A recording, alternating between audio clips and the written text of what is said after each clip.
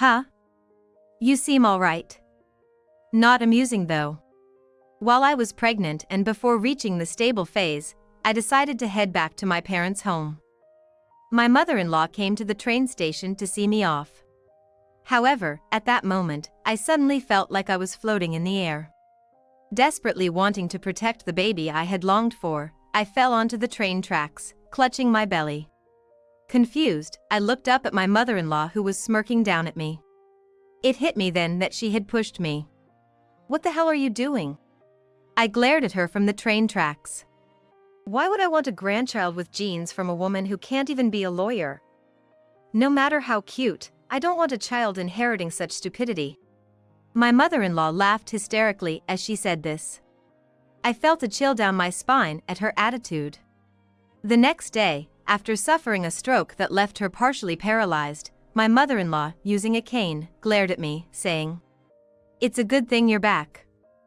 You see, Jessica, it's because of the stress you've given me that I had a stroke and ended up like this." Huh?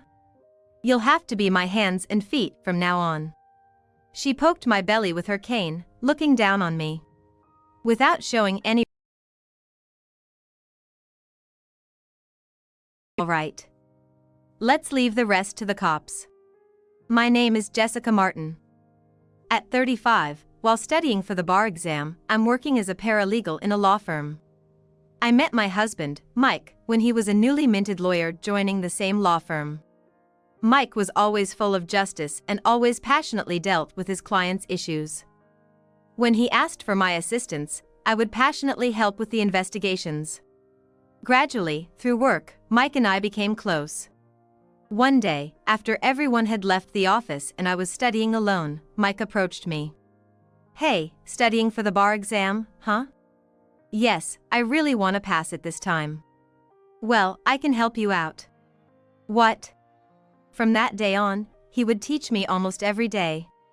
He would always explain things patiently. Then one day, after our study session, while we were out for dinner, he said, "Jessica, would you consider dating me with the intention of getting married?" "Really? Are you sure about someone like me?" Mike, who was 6 years younger than me and joined the law firm at the young age of 24, made me wonder if I was the right choice for him, considering his bright future. However, with his never-give-up attitude, he pursued me day after day. Won over by Mike's passion, I accepted his confession a month later. From the beginning of our relationship, we both had the intention of getting married, and we tied the knot 3 months into our relationship. Mike's parents had divorced when he was in high school, so until he started working, he lived with his mother. And on the day I visited Mike's family home to introduce myself, I greeted nervously. "Hi, I'm Jessica." "Nice to meet you." Seeing me so tense, his mother kindly said, "Oh, Jessica, no need to be so nervous. Mike, you found such a sweet and wonderful lady. I'm so happy for you."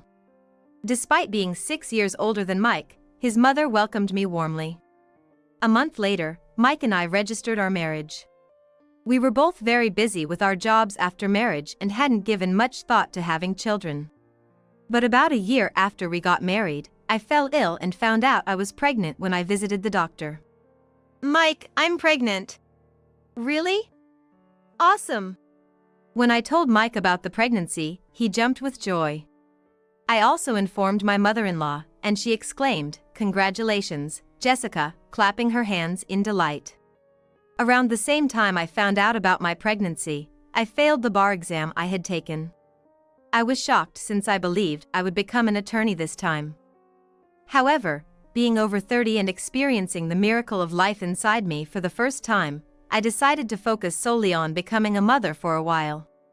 Given the risks of having a child at my age, I was filled with apprehension and doubts.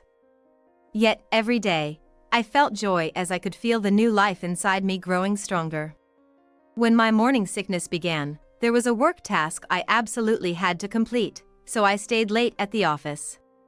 While taking a short break and sipping on my caffeine-free herbal tea, I was suddenly overcome with intense abdominal pain so severe I couldn't stand. I had a bad feeling. Without a second thought, I called a nearby hospital and took a taxi straight there.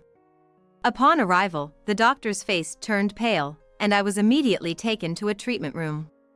"I'm sorry, but this time," the doctor began, informing me and Mike, who had rushed over, of the miscarriage. Losing the baby was devastating.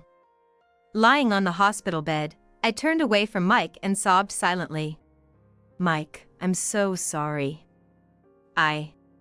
It's not your fault, Jessica. Losing the baby is heartbreaking, but I still have you.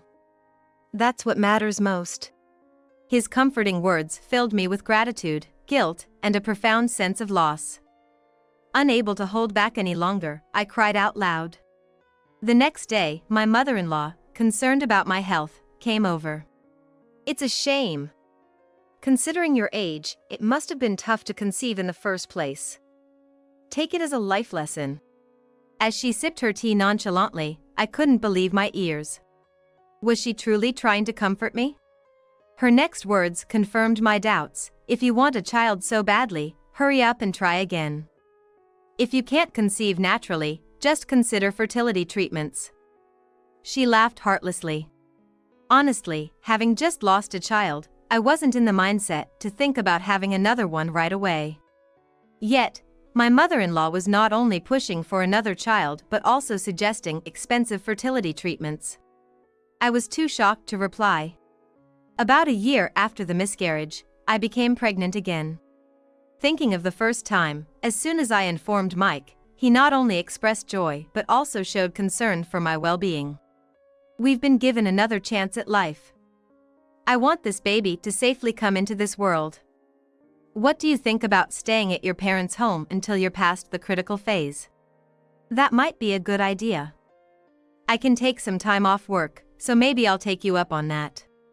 I then decided, based on Mike's suggestion, to spend time at my parents' home until the 5th month of pregnancy. When I called my parents to inform them I'd be coming in a week, they were eagerly awaiting my return. And 3 days before I was due to leave, I wrapped up my work and began my maternity leave. However, the day before I was to go to my parents, my mother-in-law unexpectedly stormed into our home.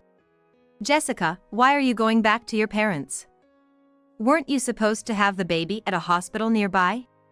"I'm so sorry." Mike was worried about me and the baby. "We decided it's best for me to stay at my parents' place till things stabilize." Oh my. When I was pregnant with Mike, there was no luxury of returning to my parents. Times sure have changed. She folded her arms and stared at me. "Well, that's all right. This baby is our family's grandchild too. I'm concerned as well. I'll accompany you to the station." "Thank you." When I seemed intimidated by my mother-in-law's imposing tone, she asked me about my train's departure time for the next day. She then said, "I'll come over again in the morning, before leaving." On the morning of my departure, right on time, my mother-in-law declared, "I'll carry your bags to the station, so let's get going." She took my suitcase with a forceful attitude and roughly dragged it along. At the station, as we waited for the train, a station announcement came on.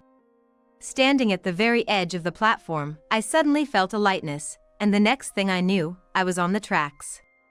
Instinctively protecting my abdomen, I looked up from where I'd fallen to see my mother-in-law, laughing and sneering at me from the platform. "Oh. You seem fine. What a disappointment. What did you do? Why would I want a grandchild with genes from someone who couldn't become a lawyer? Even if the child's cute, I don't want one tainted with your stupid blood." Chills ran down my spine as I looked at her. Because of my fall, the train was temporarily stopped, causing an inconvenience to many passengers. Despite my anger at my mother-in-law, I felt guilty toward the other passengers.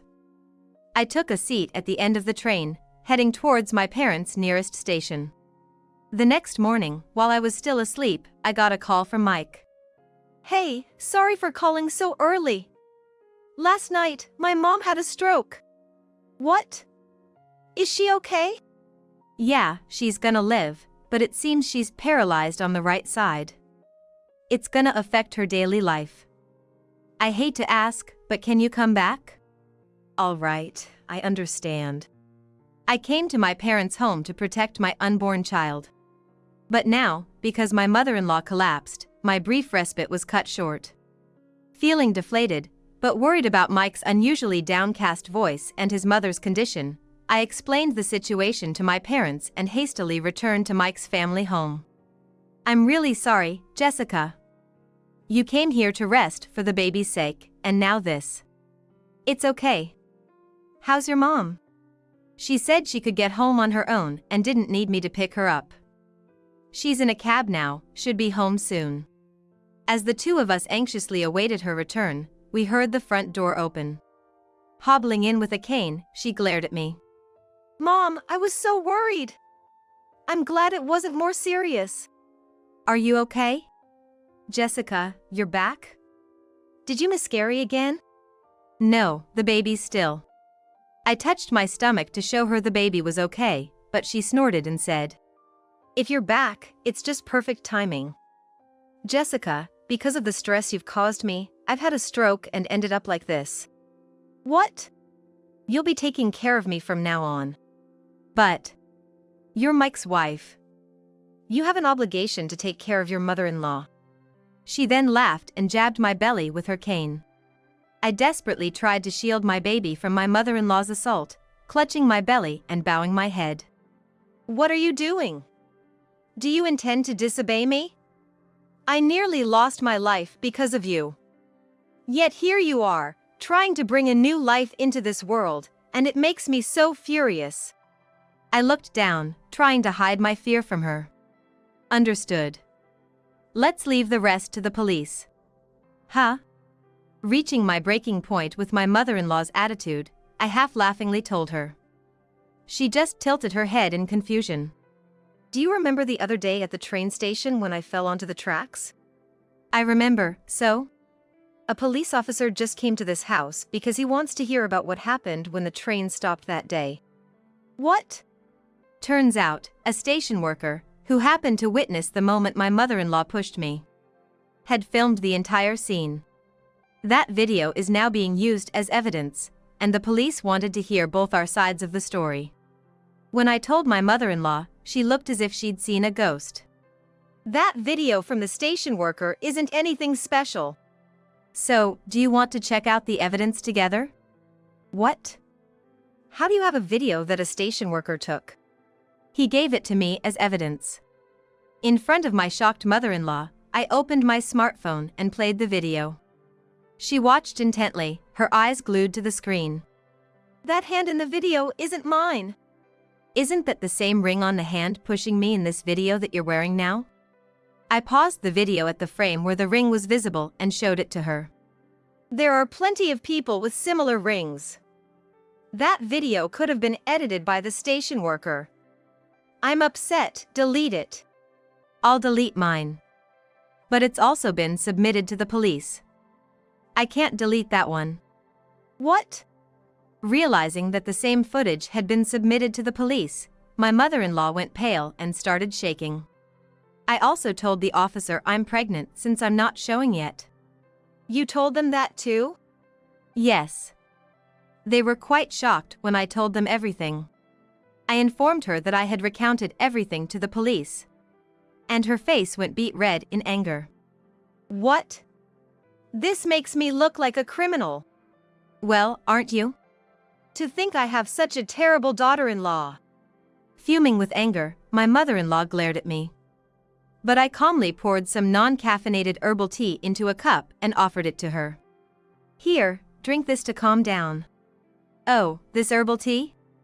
Do you remember? My mom got this for me to help relax pregnant women." Taking the cup from me, my mother-in-law gulped down the tea. "Why are you giving this to me now? Did you know this tea isn't recommended for early pregnant women like me?" "What?" "The herbal tea my mother-in-law gave me when I was pregnant with my first child." At the time, I was so pleased with her thoughtfulness that I poured the tea into my water bottle every day and carried it to work to drink. However, when I miscarried my first child and was answering the doctor's questions, it turned out that the herbal tea my mother-in-law had bought was one of the causes. It came to light that the herbal tea she had purchased contained an ingredient that is not recommended for pregnant women in their early stages. Without researching it thoroughly, I drank the tea and ended up going through the painful experience of losing a new life. I'm so sorry. I had no idea. If I had known, I wouldn't have let you, a pregnant woman, drink it. Shaking her head, my mother-in-law denied knowing about the tea's ingredients. Mom, when I got pregnant this time, you gave me the same herbal tea as a gift again. Was that on purpose?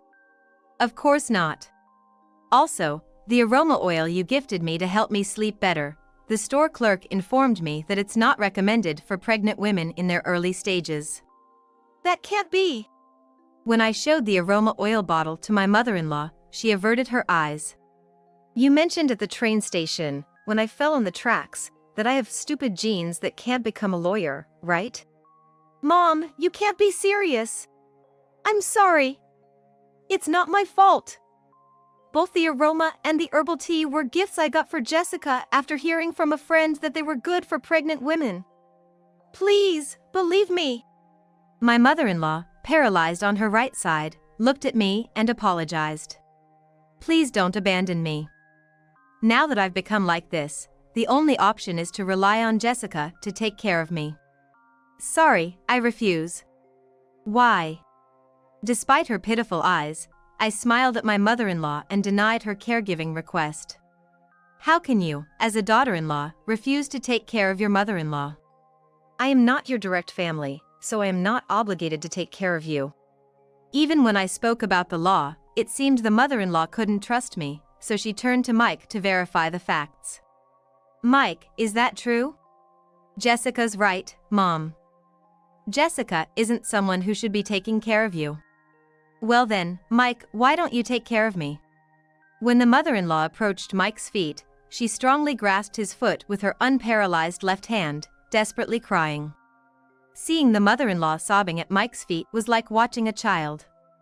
It was a pitiable sight, especially given her previously imposing demeanor. True, I'm not a lawyer yet, but with my paralegal work and the law studies I've done, I'm as confident in my legal knowledge as Mike. When I mentioned some laws about caregiving, it seemed the mother-in-law was genuinely surprised. When Mike gently shook off his mother-in-law's grip, she, weakened from a stroke, fell forcefully onto the floor. She gave money to my friends calling it a severance, complained loudly to waiters when we dined out, and even pushed my pregnant wife onto the train tracks. What's wrong with that? I thought I was doing it for you. Enough is enough. I've been fed up with your irrational behavior for years. I'm not taking care of you either. I'll find you a good care facility, and you can live there alone. The mother-in-law, who had lovingly raised her own son, felt abandoned. She collapsed onto the floor, sobbing heavily. Hello. Is Mrs. Catherine Martin there? Please, come on in. Hearing a policeman's voice from the entrance, Mike gestured for him to come inside, and the mother-in-law's face went pale. Mention of the police seemed to freeze the once vivacious woman, even with paralysis in her right side. You are Mrs. Catherine Martin, correct? Yes. We'd like to hear in detail at the station about the incident where your daughter-in-law fell onto the train platform. Will you accompany us? The mother-in-law was surrounded by several officers and resignedly allowed them to take her away. Later, the mother-in-law was interrogated at the police station. From stopping the train to pushing me, a pregnant woman, and my subsequent miscarriage, she was thoroughly questioned. Is our talk done? Please, have mercy. Yes, it's true I pushed my daughter-in-law onto the tracks. But, I couldn't bear seeing a woman like her achieving her dreams of becoming a lawyer, getting married, and even having a child. You mean? She was getting everything I ever wanted. Marriage, becoming a lawyer, and having a child. I just hated her for that. In the end, the mother-in-law tearfully admitted to pushing me onto the tracks, but she vehemently denied causing my miscarriage. However, she couldn't escape the crime of pushing a pregnant woman. The mother-in-law became a criminal. And so, with paralysis in her right side, the mother-in-law had to spend some time in jail. Life in jail seemed to have many elderly inmates like the mother-in-law who needed care, and it appeared they couldn't indulge in any luxurious meals. Up until then, the mother-in-law, who used to behave so selfishly, had reportedly become much more subdued. Upon her release from jail, she moved into a care facility that Mike had prearranged, and it seemed she was living amicably with the other residents. However, about 6 months into her stay, the mother-in-law developed dementia as a post-stroke complication. Whenever Mike and I visited the facility to check on her, she would greet us with a bright smile and engage in small talk. "Hello. It's such a lovely day today, isn't it?" It seemed she had completely forgotten about her son Mike, me, and the rest of her family.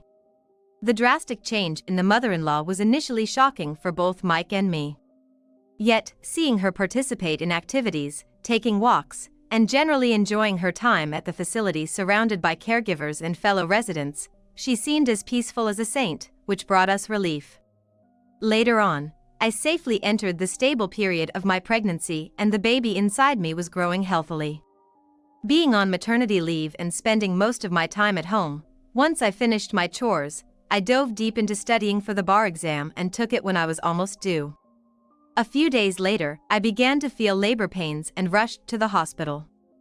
The midwife informed me that I was in labor. Before I could mentally prepare, I gave birth to a baby boy. The moment he was born, he let out such a strong cry that he surprised the midwife and nurses.